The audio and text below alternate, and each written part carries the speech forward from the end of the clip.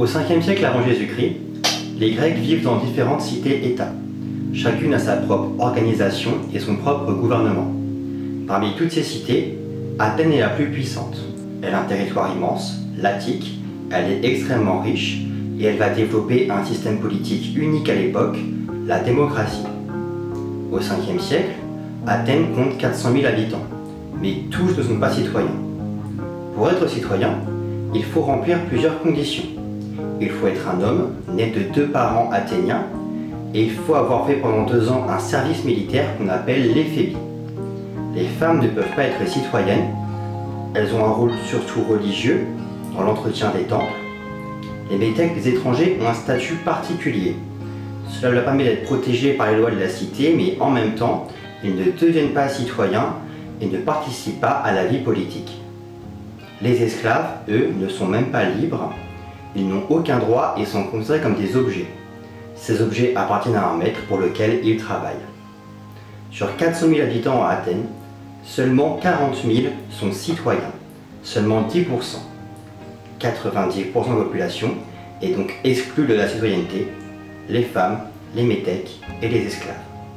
Ces 40 000 citoyens sont égaux entre eux. Ils ont le droit de participer à part égale aux décisions de la cité et ils ont le droit d'être propriétaires d'une partie du territoire d'Athènes. Mais ils ont aussi des devoirs. Ils doivent défendre la cité en cas d'attaque et pour cela ils doivent entretenir un équipement militaire, l'équipement de l'hoplite. Ils ont aussi le devoir d'améliorer leur cité en embellissant les temples et les espaces publics partagés. L'organisation d'Athènes repose sur l'Ecclésia, l'assemblée de tous les citoyens. Elle se réunit sur la Pnyx. C'est elle qui prend les grandes décisions et chaque citoyen peut y participer et voter.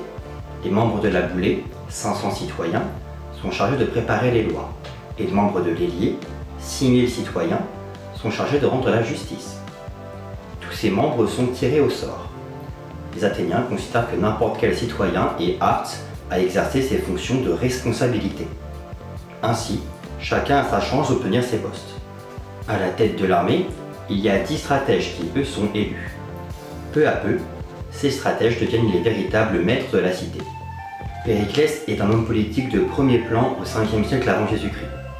Il va être élu stratège pendant presque 30 ans, sans interruption. Il a mené de grandes campagnes militaires qui ont renforcé le pouvoir d'Athènes et il a permis aux citoyens les plus pauvres de voter, grâce à une indemnité, le mistos. Le mistos, c'est une somme d'argent versée aux citoyens les plus pauvres lorsqu'ils participent à la vie démocratique. Sans le mistos, les citoyens les plus pauvres ne pourraient se permettre de perdre une journée de travail pour participer au débat de l'Ecclésia ou de l'Héliée. Mais la démocratie athénienne est aussi critiquée pour ses limites. Déjà, 90% des habitants d'Athènes sont exclus de ce système politique. Et puis, il y a le problème des orateurs, les personnes qui savent bien parler en public. Ceux-ci peuvent manipuler la foule grâce à leurs longs discours et peuvent grandement influencer certains votes.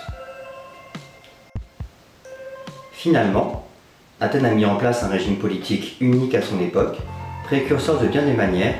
Cependant, par son fonctionnement et par les personnes qui peuvent y participer, la démocratie athénienne ne ressemble en rien à la démocratie contemporaine, celle que nous connaissons aujourd'hui.